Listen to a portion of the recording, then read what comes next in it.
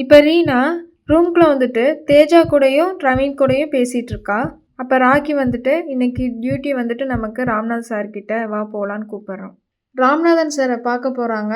பார்க்க போகிற வழியில் சீனியர்ஸ் ரீனா ராக்கி கிட்ட எங்கே போகிறீங்கன்னு கேட்குறாங்க.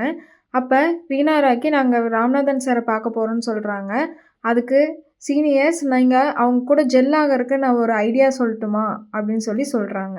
அதுக்கு ரீனா ப்ளீஸ் சொல்லுங்க, அவர்கிட்டயாச்சும் நான் நல்ல பேர் வாங்கணும்னு சொல்கிறா.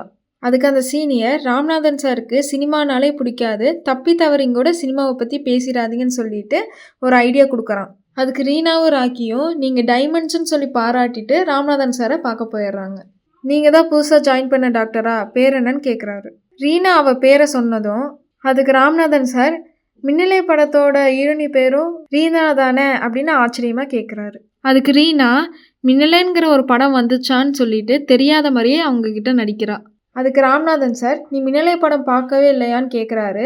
அதுக்கு ரீனா நான் படிப்புன்ட்டு இருந்துகிட்டே போயிட்டேன் அப்படின்னு சொல்கிறா. இப்போ ராக்கி கிட்ட அதையவே கேட்குறாரு. அதுக்கு ராக்கி நான் தியேட்டர் பக்கமே போனதில்லைன்னு சொல்கிறான். இப்போ ராம்நாதன் சார் கடுப்பாகி அவங்கக்கிட்ட எனக்கு சினிமா பிடிக்குன்னு தெரிஞ்சுக்கிட்டே என்னை கலாய்க்கிறீங்களான்னு ரீனா ராக்கி கிட்ட கோவமாக கேட்டுட்டு கிளம்பிட்டாரு.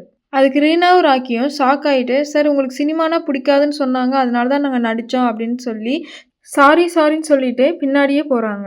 ஆனால் ராம்நாதன் சார் இவங்களை கண்டுக்காமல் கோவமாக கிளம்பிட்டாரு. நம்ம சேனலுக்கு லைக் பண்ணி சப்போர்ட் பண்ணுங்கள். Subscribe RE cinemas. தேங்க்யூ.